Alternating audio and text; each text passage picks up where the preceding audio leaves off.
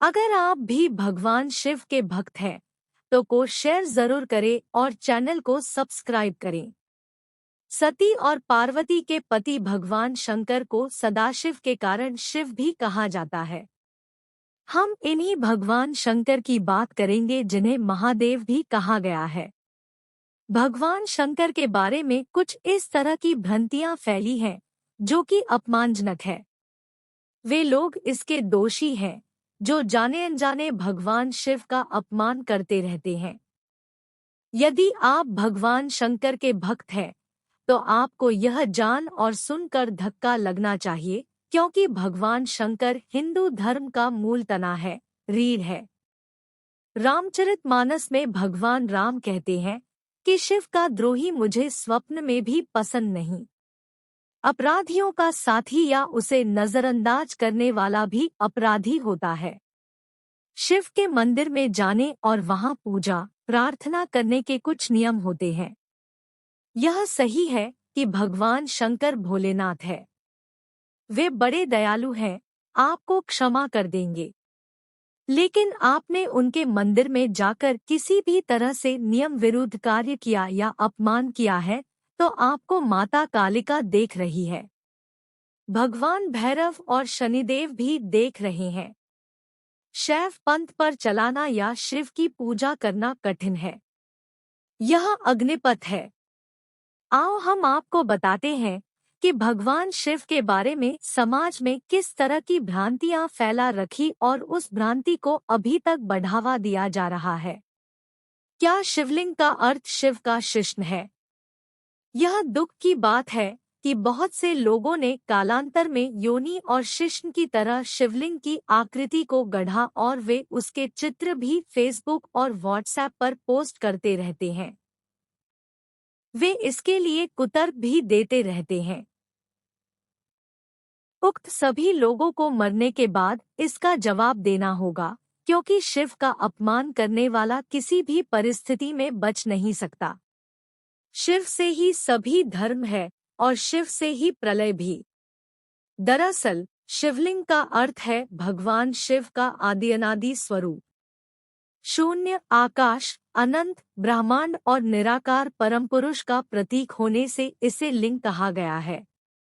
जिस तरह भगवान विष्णु का प्रतीक चिन्ह शालिग्राम है, उसी तरह भगवान शंकर का प्रतीक चिन्ह शिवलिंग है। इस पिंड की आकृति हमारी आत्मा की ज्योति की तरह होती है। वायु पुराण के अनुसार प्रलयकाल में समस्त सृष्टि जिसमें लीन हो जाती है और पुनः सृष्टिकाल में जिससे प्रकट होती है उसे लिंग कहते हैं।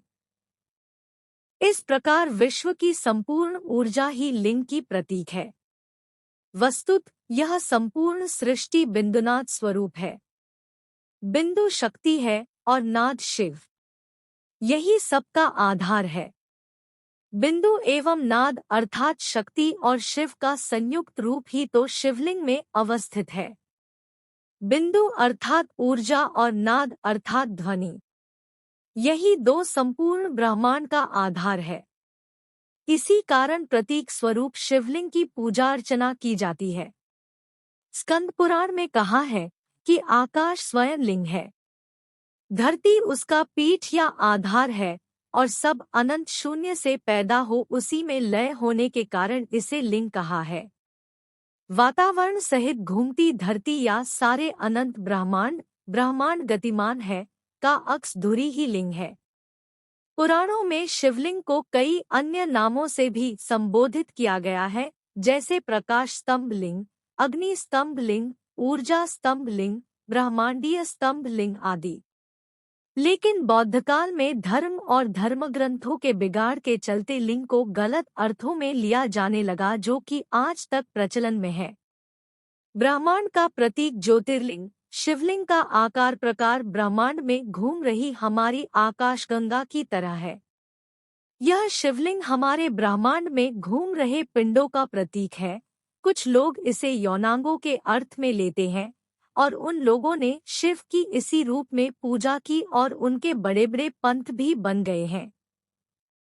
ये वे लोग हैं जिन्होंने धर्म को सही अर्थों में नहीं समझा और अपने स्वार्थ के अनुसार धर्म को अपने साँचे में ढाला। शिव की दो काया है, एक वह जो स्थूल रूप से व्यक्त किया जाए, दूसरी वह जो सूक्ष्म रूपी अव्यक्त लिंग के रूप में जानी जाती है। शिव की सबसे ज्यादा पूजा लिंग रूपी पत्थर के रूप में ही की जाती है। लिंग शब्द को लेकर बहुत भ्रम होता है। संस्कृत में लिंग का अर्थ है चिन्ह। इसी अर्थ में यह शिवलिंग के लिए इस्तेमाल होता है।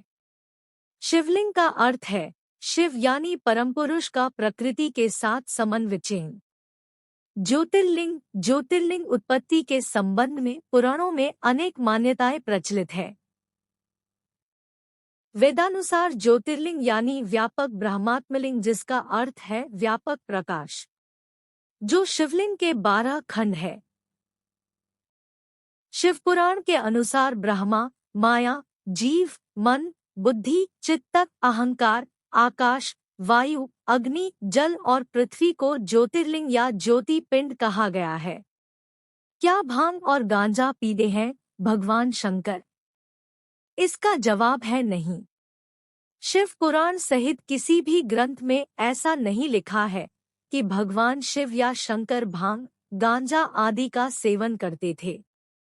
बहुत से लोगों ने भगवान शिव के ऐसे भी चित्र बना लिए हैं जिसमें वे चिलम पीते हुए नजर आते हैं। यह दोनों की कृत्य भगवान शंकर का अपमान करने जैसा है। यह भगवान शंकर की छवि खराब किए जाने की साजिश है। यदि आपके घर, मंदिर या अन्य किसी भी स्थान पर भगवान शंकर का ऐसा चित्र या मूर्ति लगा है जिसमें वे चिलम पीते या भांग का सेवन करते हुए नजर आ रहे हैं, तो उसे आप तुरंत ही हटा दे तो अच्छा है।